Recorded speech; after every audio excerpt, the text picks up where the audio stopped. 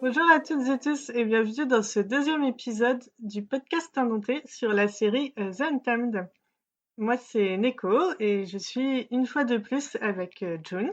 Alors la dernière fois vous avez résumé l'épisode 1 et vous avez expliqué pourquoi on adore cette super série. Et du coup on va continuer avec l'épisode 2 où on entre un petit peu plus au cœur du sujet. Aujourd'hui c'est June qui va faire le résumé, donc June je te laisse enchaîner. Là, ça marche. Merci, Nico. Alors, pour commencer, je vais vous faire un petit résumé rapide de l'épisode 1. Comme ça, on est tous et tous bien sur la même ligne. Alors, comme vous vous rappelez, il y a 16 ans, les clans se sont unis pour combattre et tuer Wei Wuxian, celui qu'on appelle aussi le patriarche de Yiling, un terrible invocateur de démons. Et donc, 16 ans plus tard, surprise, surprise, Wei Wuxian, notre personnage principal, est ressuscité au Tada. sein de la fameuse famille Mo, et il se fait passer pour un membre de leur famille habilement caché derrière un masque.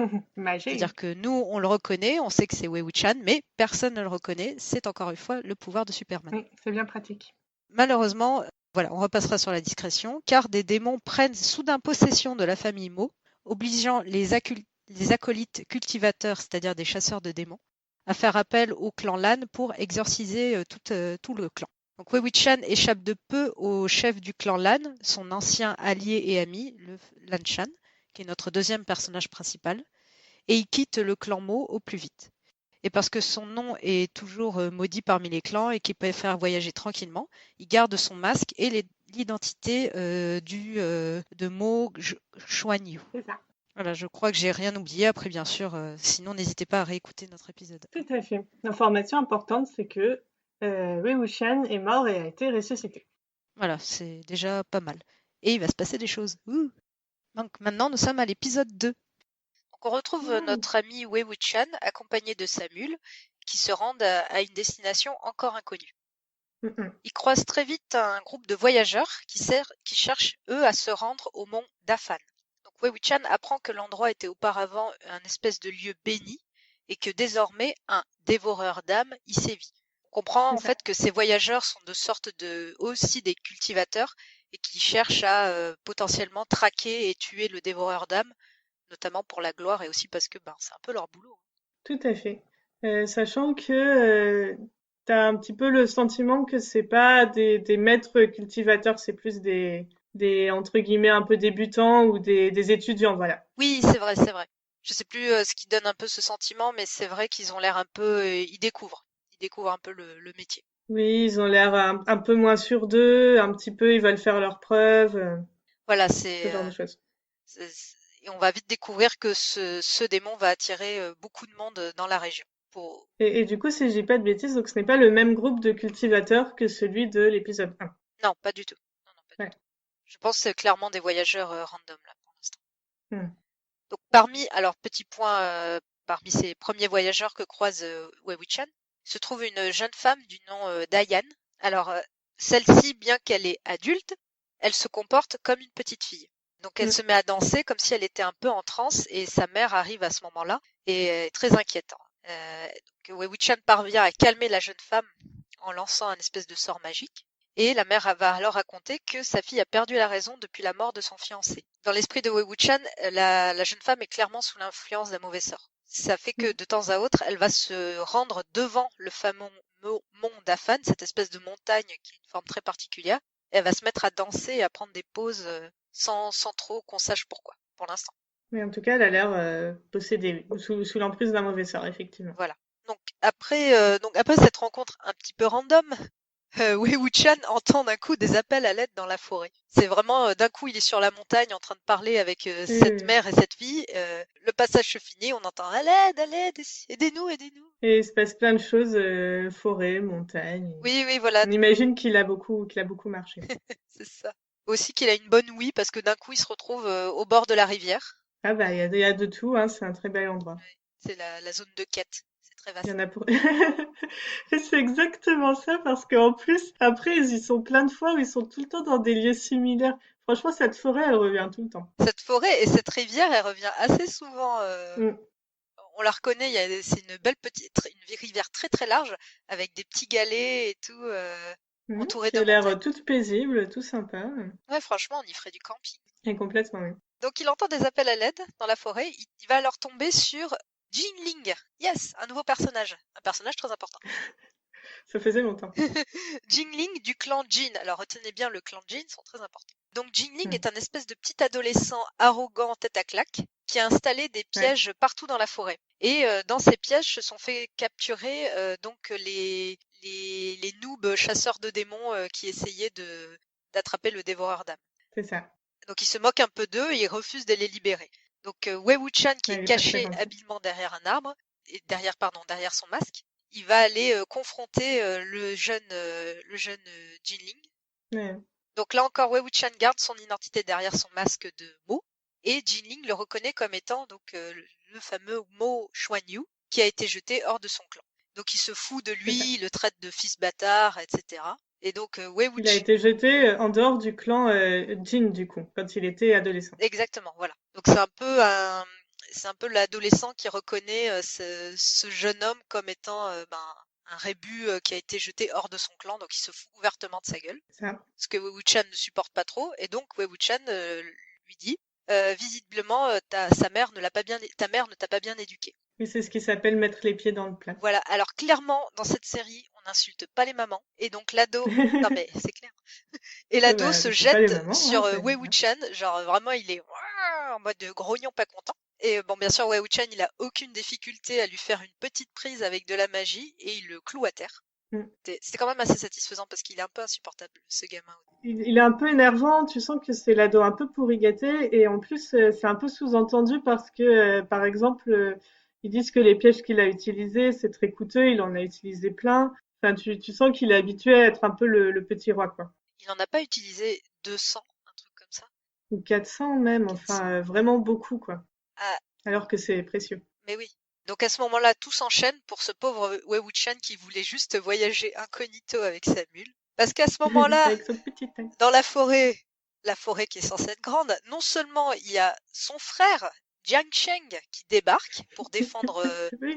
donc il l'appelle, pour défendre l'adolescent qu'il appelle son neveu, mais en Mhm. même temps, en parallèle, qui c'est qui arrive? Le clan Lan, qu'on a vu à l'épisode 1, Mais oui. mené par Lan Shan en personne. Ah bah, il mène ses élèves, hein, c'est... Et même, ouais, voilà, et avec tous ses élèves et tout, donc c'est vraiment le petit moment un peu oupsie daisy, je vais me faire Ah, repérer. tout le monde arrive au même endroit et pile là où est Wei Wuxian, qui avait rien demandé à personne. Et à ce moment-là, Wei Wuxian, il y a une réaction absolument géniale, c'est-à-dire il se cache derrière un arbre et Mais oui. personne ne le calcule. Il est très doué pour se cacher derrière des trucs, hein. Mais c'est génial. Moi, je vais avoir ce Ouais, c'est beau. pouvoir.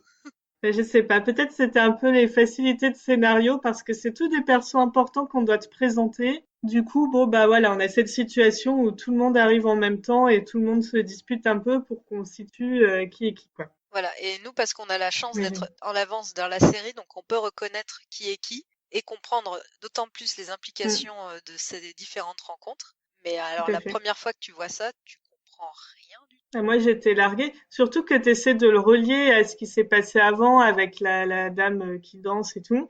Et Aucun c'est rapport. c'est- c'est un peu flou, quoi. Ok, Mais bon. donc pour résumer, Wei Wuxian est entouré de son frère, Mm, potentiellement de son neveu, hein, parce que si le jeune est le neveu de son frère, c'est aussi son neveu, et de son ami Lan exactement. Shan. Alors Tiens. le drama est épais comme une pâte à mochi et ça ne fait que commencer. J'espère que vous êtes prêtes. Eh oui. Eh, parce que c'est vraiment que le début, hein. Alors on nous révèle à ce moment-là que les parents de Jingling, le petit adolescent là, sont tous les deux morts et tous les deux ont été tués par Wei Wuxian. Bah, bravo. Sachant Beau que, travail. oui, beau travail, donc c'est petite révélation bien dramatique. Donc sachant que son père était du clan Jin et sa mère du clan Jiang. Voilà. Sa mère est donc, C'est-à-dire le clan d'origine de Wei Wuxian. sa mère est donc la sœur de Wei Wuxian. Voilà. Donc, C'est ça. je vous laisse prendre ça en compte. Voilà. Alors moi la première fois j'avais pas compris, puis quand j'ai revu l'épisode, je me dis ah ouais, en fait ils le disent très tôt. Voilà. Ouais, ouais, ouais. Bah, au début, tu sais pas qui c'est, sa sœur. Après, c'est un personnage assez important, mais là, on te balance. Ouais, ça, c'est les premiers épisodes, mais après, ça s'arrange. Mais au début, on te balance beaucoup de contextes comme ça que tu sais pas forcément relier à Tout à des fait, trucs. ouais. Mais c'est que clairement c'est que les deux premiers épisodes, comme on va le voir Oui, très voilà, vite. exactement. L'introduction, mais faut juste tenir les deux premiers. Après, Après, ça prend plus de sens. exactement. Donc, tout le monde est là pour la chasse aux démons. Et après quelques échanges justement passifs-agressifs sur les méthodes de certains clans, on parlait des pièges posés par le clan Jin, tout le monde se sépare. Donc Wei Wuxian passe carrément inaperçu en étant caché derrière son arbre alors qu'il est genre à 1 mètre des gars. Mais on va dire qu'on n'a rien Qui vu. sont censés être des cultivateurs, hein. Alors bravo Oui, voilà, comment on dit la perception, le pour sentir sixième les autres. sens, ouais. Exactement, oui. Bon, au bout d'un moment, c'est une facilité de scénario, mais moi je l'accepte très bien. Voilà, Oui, ça je va. pense que c'est un peu le côté art dramatique, théâtre, tout ça, où bah, tu sais, t'as une scène de théâtre, c'est pas forcément très grand, donc tu peux un peu jouer sur le décor et dire que bah là, l'arbre, ça Oui, c'est cache. vrai, t'as raison, t'as raison. Et on présente les personnages et tout, et bon, ça se passe comme ça. Oui, voilà. Alors, je reprends. Donc Wei Wuxian va atteindre à ce moment-là un énorme tombeau qui est chargé, il le dit lui-même, d'énergie spirituelle. Il apprend ici que sont intéressés beaucoup de cultivateurs du clan Wen, donc un nouveau clan à retenir. Alors, c'est assez confus car il nous manque encore quelques indices. On va juste comprendre que les chasseurs dont son neveu sont potentiellement un danger car le dévoreur d'âmes qu'ils poursuivent est bien plus dangereux que prévu. C'est ça. Donc les deux Je dis clans, qu'il manque encore quelques indices, mais j'avoue, j'ai revu l'épisode, j'ai toujours pas tout compris. moi non plus, donc je préfère rester assez vague, juste dire il y a un danger pour les clans de cultivateurs que Wei Wuxian a croisés. Les deux clans de jeunes cultivateurs, c'est-à-dire que là on va prendre vraiment que les jeunes ados. Les deux clans Jin et Lan se retrouvent dans la grotte où est révérée la divinité de la montagne, donc la montagne d'Afan dont on parlait tout à l'heure. Et cette divinité est représentée sous une forme de statue de femme qui danse. Oh, oh, oh. À ce moment-là, la Coïncidence? statue, Peut-être. comme de par hasard, elle s'anime et elle se met à attaquer les adolescents. Heureusement, à ce moment-là, comme de par hasard, Wei Wuxian arrive pour les sortir de là. Donc il les tire hors de la grotte. Je crois qu'il lance même un sort sur la statue pour la faire reculer. Ouais, heureusement qu'il y a quelqu'un pour les surveiller, hein. C'est clair parce que tu sais pas où sont passés Jiang Sheng ni Lan Shan. Ils sont Mais je partis. sais pas, ils sont pas en train de prendre le Oui, thé ou un truc exactement. comme ça? Excuse-moi. Ils sont en train de prendre le thé pendant que les ados sont en train de risquer leur vie. Mais en même temps, je pense que c'est une Bah manière voilà. pour eux de faire leurs preuves. Bravo la colonie de vacances, quoi. Alors, on assiste à Ok. une petite scène hors de la grotte. Et c'est assez intéressant car on est témoin pour la première fois de l'esprit de déduction de Wei Wuxian, c'est-à-dire son intelligence. On va vite découvrir que c'est un Mm, personnage assez intelligent. Donc il oui. explique ne pas croire du tout en cette histoire de dévoreur d'âmes, car les tombes qu'il a trouvées tout à l'heure regorgent d'énergie spirituelle. Pour lui, un démon n'irait pas s'embêter à s'attaquer à des humains, alors qu'il y a une réserve infinie d'âmes à portée de main. Donc il y a Hmm, clairement un petit problème là-dedans. un truc bizarre. Alors, est-ce que vous vous rappelez de la jeune femme Ayane et sa danse étrange qui ressemblait drôlement à la statue? Donc on apprend que quand son fiancé est mort, elle est allée prier la statue de la femme dansante pour noyer son chagrin de son fiancé perdu. Donc à ce moment-là, si j'ai bien tout compris, la statue a pris son âme et lui a rendu en altérant son âme. Parce que en fait, la statue a l'air d'exaucer les vœux. Et donc pour Ayane, c'est perdre son fiancé, que c'est comme si elle avait perdu une partie de son âme. Donc la statue a interprété ça, si je dis pas de conneries, en faisant un peu n'importe quoi avec son âme à elle. Qui explique pourquoi. C'est possible, ouais. Ouais, je crois que c'est un truc comme ça. Et donc, Ayan est possédée par la statue, donc c'est pour ça qu'elle se met à sourire et danser comme la statue. Et donc, quand le clan Jin s'est rendu tout à l'heure dans la grotte, ceux-ci ont souhaité, c'est même le petit adolescent Jinling qui l'a énoncé à voix haute, ils ont souhaité voir apparaître le fameux monstre du monde Afan, ce qui, contre toute attente, a animé la statue à ce moment-là. Donc, il y a une espèce de sort sur la volonté que tu énonces à voix haute en face de cette statue. Ok.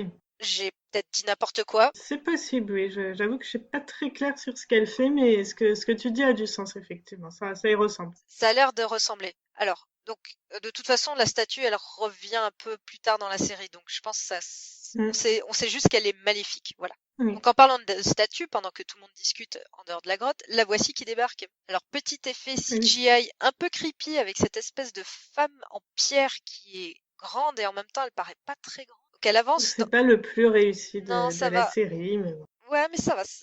Je veux dire, tu regardes Ça The passe. Witcher, Franchement, ça passe. tu regardes les effets dans The Witcher, la série, c'était quand même aussi dégueulasse, hein. Désolée. Ouais, c'est pas faux, c'est pas faux. Il y a des trucs un peu chelous aussi. Ouais. Donc la statue avance sur le chemin, elle est en train de poursuivre le Jinling et les autres de son clan. À ce Ouais. moment-là, Wei Wuxian ne perd pas une seconde et pendant que son neveu combat la statue, il se fabrique une flûte dans du bambou. Mais oui, cette scène était parfaite. C'est tout un timing à base de coupures où il va prendre l'épée d'un des acolytes, se couper 2-3 tranches de bambou et hop, se fabriquer une petite flûte avec. Hop, comme ça, en 2 temps 3 mouvements. C'est un Petite peu do it son talent, yourself hein. flûte bambou. Donc on rappelle que dans l'épisode 1, Wei Wuxian s'était déjà servi d'une feuille d'arbre pliée en deux pour jouer de la musique. Là, il élabore un petit peu quand même. Ouais, voilà, tu sens qu'il a atteint le niveau 2 de craft d'instruments en milieu campagnard. C'est pas mal. Du coup, voilà. Bon, à ce moment-là, on est un peu comme tous les autres personnages, on se dit, mais est-ce que c'est bien le moment de jouer de la flûte, mec? Ouais. Mais, Il n'y a pas d'heure pour la musique. en fait, ça marche parce que, surgissant d'un coup de la forêt, c'est Zoro! Non, c'est pas Zoro. Mais il y ressemble parce qu'il est habillé tout en noir. Donc c'est un homme... Zoro avec des cheveux longs. Oui, Zoro avec des cheveux longs. Bon, non, je déconne. Donc oui, c'est un homme tout en noir, avec des chaînes sur le cœur, et même ses yeux sont noirs d'encre. Donc il arrive et il défonce la statue, sa race. Tout le monde... Ouais. Alors à ce moment-là, c'est génial parce que tout le monde le reconnaît comme étant le général fantôme, ou de son vrai nom, Wen Ning. Et... Alors qu'en vérité, les gens l'ont très peu vu. Mais oui! Comme on le verra plus tard. On est d'accord. Et je sais pas d'où lui vient son surnom de général... Bref.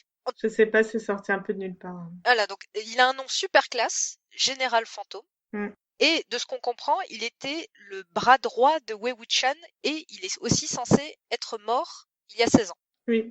Et alors là, il surgit de la forêt, mais c'est vraiment, tu sais pas comment, quoi. Même Wei Wuxian, il s'y attendait pas. C'est ça. Donc même lui, il est super surpris de le voir et surtout, il est super surpris de le voir vivant. Oui. Voilà. En effet. Et surprise sur la surprise du gâteau, il se demande, il réalise que que le général fantôme a clairement réagi à l'appel de sa flûte. Mm. Donc en quelques notes, il arrive à commander l'homme à détruire la statue, et la statue, quand elle se fait défoncer les deux bras, elle disparaît sans laisser de traces au sol. Genre, il n'y a plus un brin de poussière, pas un caillou. Ouais. C'était une illusion. Pratique pour nettoyer. Voilà. Oui, c'était une illusion. C'était une illusion, voilà. C'est bon, un petit mystère en plus. Hein. Alors, étrange. Très étrange. Donc effrayé par l'apparition du général fantôme, tous les clans, c'est-à-dire le clan Jin et le clan Lan, s'attaquent à lui. Donc au général fantôme. Wei Wuxian... Qui est pas très sympa parce que basiquement il les a sauvés, mais bon. Oui, voilà, en plus il fait rien de spécial, c'est juste ils disent « Ah, c'est le général fantôme, c'est le bras droit de Wei Wuxian, tuez-le !» Quoi? Ouais, sympa. Non mais voilà, délit de faciès, hein, juste parce qu'il est habillé tout en noir. Avec des chaînes. Exactement. Et des yeux de zombie. Et des yeux de zombie, bon, ok, ça aide pas. Bah, Wei Wuxian, il est un peu indigné de voir ça, hein. Alors il utilise sa flûte pour que le général fantôme puisse se défendre, mais très vite, l'agressivité du général lui échappe et il se rend compte qu'il est en train de défoncer les autres membres du clan. Donc il va changer sa mélodie, il va jouer un autre thème. Et si vous n'êtes pas encore familière avec la série, c'est en fait le thème du générique. Oui, c'est ça, le thème du générique du début. Oui. Un thème très important. Qui jouait aussi dans l'épisode 1 d'ailleurs. Tout à fait. Et dès qu'il se met à jouer cette mélodie, tout le monde s'arrête, tout le monde écoute, le général se calme. Et à ce moment-là, il n'en faut pas plus pour que la musique attire d'autres personnes tout aussi joyeuses. C'est notre ami Lan Shan qui débarque, qui se retrouve d'un coup aux côtés de Wei Wuxian. Donc les deux hommes échangent des regards très intenses. On peut sentir qu'il y a clairement une émotion qui passe entre eux. Et pour moi, même avec le masque, j'ai l'impression que Lan Shan a reconnu son ami. Alors plus tard dans la série, enfin je sais pas si c'est expliqué là où toi tu en es, mais Lan Shan dit qu'il l'avait reconnu pour une certaine raison et on sait pas comment il a fait pour le reconnaître, mais il dit clairement qu'il l'avait reconnu quasi tout de suite. Pour moi, l'explication étant que cette musique qui joue, comme c'est le thème de la série, c'est un peu leur musique à eux deux. Voilà. C'est aussi mon sentiment, oui. Voilà, donc nos deux boys love sont là réunis, c'est magnifique. Ouais. Donc apaisé par cette musique, le général fantôme disparaît comme il est apparu, c'est-à-dire il saute dans les airs et il disparaît dans la forêt. Voilà. Pratique. À ce moment-là, il y a aussi Jiang Cheng, donc le frère de Wei Wuxian, qui fait aussi son entrée. Et donc Jiang Cheng, il est comme Lan Shan, il est pas con. Il se doute que l'homme qui est en train de jouer de la flûte comme le faisait le terrible Wei Wuxian et qui fait aussi, qui commande le général fantôme. Avec les mêmes vêtements et la même coiffure et les mêmes pouvoirs. Oui. Donc là, il se dit, il n'y a qu'une seule personne qui peut faire ça. Il se tourne vers Wei Wuxian, il dit Wei Wuxian. Et là, on est là, merci mec, merci d'être là. Il y a quand même deux personnes qui réfléchissent, quoi.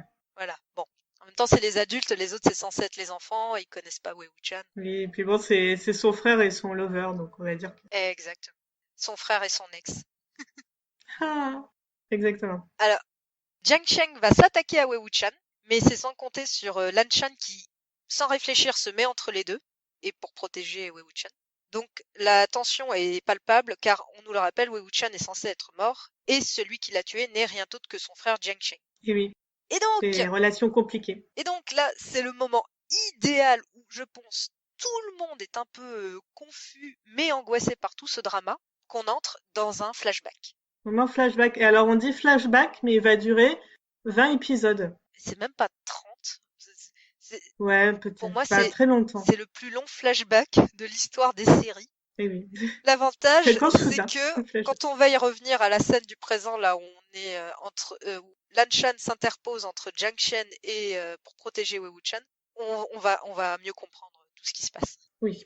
On va enfin avoir un peu de background sur ce qui s'est passé et sur qui est qui et comment on en est venu là. Mais du coup, flashback, on revient Voilà, on revient au 16 ans présent plus dans le tôt, passé. même un peu plus de 16 ans, je pense, Ah oui, tout à fait, c'est un vrai peu que plus. on revient avant les événements de 16 ans dans le passé. Voilà, donc c'est peut-être presque 20 ans plus tôt. Aucune idée, la C'est temporalité n'est possible. parfois pas très claire. Ah, c'est très clair, surtout qu'ils ont tendance à faire. Alors, autant il y a des flashbacks sauvages qui arrivent des fois, autant des fois il y a des ellipses un peu violentes. Oui, Donc c'est bon, voilà, il se passe des trucs. non mais La ça marche. temporalité est pas toujours très nette.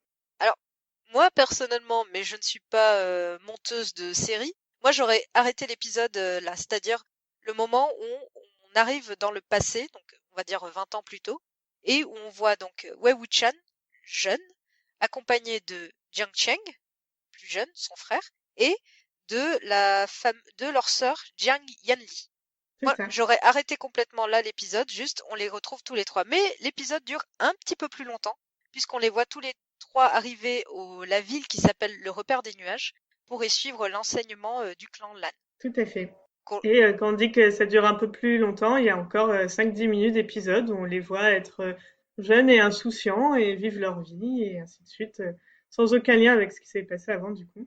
C'est un peu pour nous teaser sur la suite, sur le fait que, et regardez ces personnages qui se détestent, en fait, s'aimaient beaucoup 20 ans plus tôt. Oui, parce qu'ils sont très mignons. En plus, on voit les deux frères qui se taquinent mais qui sont proches.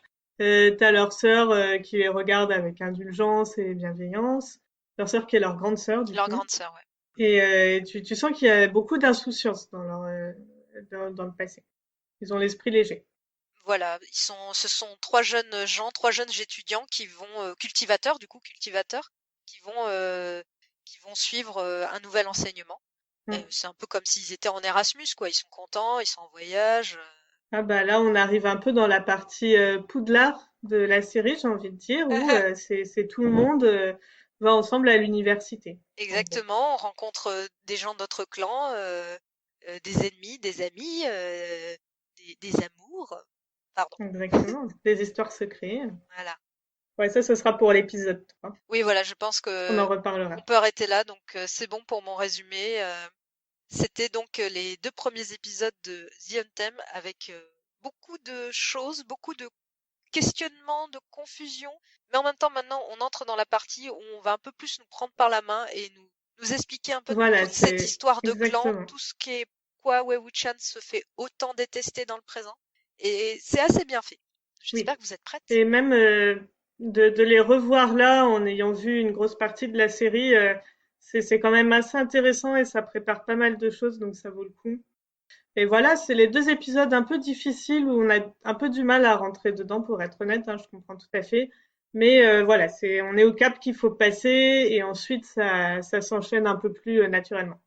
Je veux dire, il y a certaines séries Netflix, il faut voir 10 épisodes avant d'accrocher. Là, c'est que deux épisodes de 45 minutes, 40 minutes même. Franchement, Des vous épisodes sur survivrez. 112. Vous survivrez. Oui, tout à fait. Alors, ça vaut vraiment le coup de s'accrocher. Il y a deux points que je voulais remonter, du coup, si tu as fini le C'est résumé. bon pour moi. Ok. Et du coup, il y a alors un point intéressant, c'est que comme on disait, en termes de montage, c'est très particulier. Oui. Je sais pas comment ils décident, mais alors les épisodes coupent à des moments absurdes. Mais c'est n'importe comment. On en avait parlé, mais moi je pense qu'ils ont tout tourné d'un coup. Genre, Mm. ils ont pris, je sais pas combien de temps pour un tournage, mais peut-être 3 à 6 mois, ils- peut-être un peu plus parce que c'est quand même 50 épisodes. Ils ont tout tourné d'un coup et après ils ont fait un montage dégueulasse pour à chaque fois faire 40 minutes. Et c'est même pas ça va finir sur un cliffhanger. Des fois ça finit sur un cliffhanger, mais des fois ça finit au milieu d'un dialogue. Oui, exactement. À un moment, je me suis demandé, est-ce que ça n'avait pas été remonté par rapport à la diffusion chinoise ou quelque chose comme ça? Parce que vraiment, des fois, c'est très anticlimatique. Ah, complètement. Après, du coup, c'est une série qui est très bien à binge-watcher parce que ça s'enchaîne sans coupure, effectivement. Oui, oui, c'est un défaut mineur, hein. Je regarde pas beaucoup de séries chinoises. Je sais pas s'il y a une volonté dans d'autres séries. Est-ce que c'est aussi comme ça? J'en ai aucune idée. Je sais pas du tout, faudrait creuser le sujet, effectivement. Ça peut être C'est un peu perturbant, mais c'est surprenant, pas mais non plus, ça gâche pas le plaisir, hein. C'est juste, on se dit, mais attends, pourquoi il arrête de parler? Vas-y, je mets l'épisode suivant, ça va. oui, voilà, c'est ça. Bon, on a de la chance, tous les épisodes sont sortis, sont disponibles, donc Sur au moins on YouTube. reste pas dans le suspense. On le rappelle, les Mais épisodes sont sur YouTube. On ne les a même pas téléchargés illégalement, si c'est pas beau ça. ouais, complètement, avec des sous-titres français, nickel. Il y a juste des fois, on en reparlera peut-être sur les épisodes concernés. Je sais pas si ça te le fait. Des fois, j'ai Oui, des moments où il y a plus le son. oui, Je sais pas oui, je pourquoi. pensais que j'avais un problème sur mon ordinateur et en fait, je regardais ben, à chaque fois les commentaires et les gens disent ah mais là j'ai plus le son, là j'ai plus le son et tout le monde dit ah oui moi non plus, mais t'inquiète pas, ça reprend à tel endroit. C'est Mais ça bizarre, arrive mais très rarement, ça va. heureusement c'était rarement sur des moments super importants. Tu avais un autre point Voilà. à soulever? L'autre point intéressant à souligner, parce que je ne sais pas si les gens se représentent bien, c'est l'acteur qui joue Lan Shan, qui est un bon acteur. Il arrive quand même à faire passer pas mal d'émotions, alors que il faut bien se dire que Lan Shan est très inexpressif, Oui, je trouve. Genre là, il arrive, il s'interpose entre Wei Wuxian et son frère, mais il est impassible. Limite, il a un micro froncement de sourcil, un air déterminé. Et voilà, et je pense que c'est important quand vous vous représentez l'histoire de bien avoir cette image de Lan Shan très sérieux tout le temps dans tout ce qu'il fait. quelqu'un qui ne montre pas ses émotions. Ah oui, complètement. Alors C'est que pour ça que d'ailleurs on a tendance à l'appeler un peu tsundere. voilà, il faudra donner la définition de tsundere, c'est un terme un peu cliché japonais, mais c'est tellement, ça lui va tellement bien. Mm. Je sais pas Alors si attends. tu l'as en tête. Alors, la définition de tsundere, donc c'est, comme je disais, c'est un terme japonais qui est utilisé pour définir une personnalité qui au premier abord peut paraître distante, hautaine, voire un peu pain bêche. Je pense que là c'est Mm. plus la définition pour un personnage féminin. Et par la suite devient très affectueuse et tendre. Donc ça va être peut-être pas affectueuse, ça va pas être le cas de Lanchan, mais clairement, ben, on va le voir, les premières rencontres avec Wei Wuxian vont être très sèches. C'est-à-dire que clairement, Lanchan ne peut pas supporter. C'est-à-dire qu'il faut s'imaginer que Lanchan est quelqu'un qui est stoïque, ne montre pas ses émotions, toujours la même expression, presque toujours. Et à côté de ça, Wei Wuxian est un personnage de dessin animé qui sourit tout le temps, qui, Qui est très expressif, très vivant, très enjoué. qui dit ce qu'il pense à voix haute, qui rigole, mais qui en même temps est quelqu'un de très sérieux, qui prend tous les sujets très à cœur, déteste l'injustice. Donc dès qu'il faut ouvrir sa grande gueule, tu peux être sûr que Wei Wuxian est le premier. Et donc ça Ah, va c'est clair. beaucoup énerver Lanchan, qui au contraire est Très très dans la retenue, quoi. dans la retenue, dans le respect des règles, des anciens, de voilà. Mm. Mais bon, ça, c'est le début. Mais c'est un duo assez classique au final, les opposés qui finissent par s'attirer, quoi. Mais c'est assez bien fait, je trouve. C'est très Ouais, ouais, attachant j'ai la beaucoup manière dont aimé. ils se Mm. rapprochent l'un et l'autre. On n'en avait pas parlé dans l'épisode 1, parce que c'est vrai qu'on a présenté la série comme étant un boys love, mais il faut savoir que il n'y a pas vraiment de, des- Bah, on va pas les voir avoir une relation amoureuse clairement. Ils vont pas voilà, s'embrasser, se prendre dans les bras ni rien. il faut pas s'attendre à t'es un peu dans le pas vrai dans le sous-entendu un petit peu, dans les regards beaucoup, dans les gestes, ils ont Mm. quelques gestes affectueux l'un pour l'autre. Pour moi, il n'y a pas de doute, hein, clairement, c'est deux personnages Ah bah oui, amoureux l'un on de en l'autre. reparlera au fur et à mesure, mais il y a des signes clairs. C'est un peu le Yuri on Ice style, tu vois. Exactement. Non, non, nos persos sont pas gays, juste ils prennent des bains ensemble et ils s'offrent des alliances, mais entre potes, quoi. Oui, voilà, comme on fait souvent entre potes. C'est Ouais, c'est ça. enfin, voilà. Ça m'arrive tous les jours à Noël, j'offre une alliance à mes meilleurs potes. D'ailleurs, je suis très vexée de Ils aiment toujours beaucoup. pas avoir reçu mon alliance. Ouais, ouais, je garde le meilleur pour la fin. Et par Donc oui, contre, voilà, je pense que tout simplement c'est une histoire de censure. En plus, on sait qu'en Chine, oui, c'est oui, oui, des oui, sujets assez tout à fait. compliqués. Et il y a Par plein de choses contre, qui laissent pas dans le passer. roman, que je n'ai pas encore lu, ça fait partie des choses que j'aimerais Mmh. attaquer peut-être plus tard pour le podcast. Leur relation est clairement établie comme étant amoureuse. Ok. Je sais pas s'ils couchent ensemble, mais en tout cas, ils s'embrassent, ça c'est sûr. Ah bah après, quand tu regardes la série, et on en reparlera encore une fois, mais c'est quand même très très très sous-entendu quoi. Et d'ailleurs, c'est pas la seule relation où on te sous-entend qu'il y a un peu plus que de l'amitié quoi. Oui, oui, oui, non, c'est pas la seule. Ah bah, du coup, tout un programme, ça va être très sympa. J'espère que vous avez hâte d'écouter la suite. Oui, surtout que là, on entre dans les flashbacks, donc c'est absolument trop cool. Et c'est un petit peu moins compliqué. Un petit peu. Oui, Tout petit peu. un petit peu. Au début, ça va. Au début, c'est sympa encore, c'est détente. Mais oui, voilà, C'est pas encore le drama complet. ils prennent des cours ensemble, ils picolent. Enfin voilà, c'est le Poudlard, exactement comme tu as dit, Ouais, c'est c'est ça, Poudlard. la partie Poudlard. Pour mieux partir en couille après. Exactement. Euh, Très bien, et ben, j'ai rien d'autre à ajouter pour ma part. Est-ce que tu avais autre chose à dire ou est-ce que Non, c'était chouette. Des bisous. c'était très chouette? Merci beaucoup pour ce très bon résumé. Merci. C'était fort clair. J'ai encore compris des trucs en t'écoutant, écoute. Ah, ouais. C'est le pouvoir des tsundere, ça me touche beaucoup. Ouais, je sais. Ça nous fait toutes beaucoup d'effets. Très bien, et ben merci beaucoup, June. Merci à vous d'avoir écouté ce deuxième épisode du podcast Indenté. On vous dit à très bientôt pour l'épisode 3. Et voilà. En attendant, n'hésitez pas, si vous voulez nous retrouver, c'est un podcast sponsorisé par l'Atelier du Jeudi. On est sur Twitter. On sera ravis de discuter avec vous de la série et de répondre à la question si vous en avez. Merci Nico, merci tout le monde. Merci, bye Bye. bye, à la prochaine fois.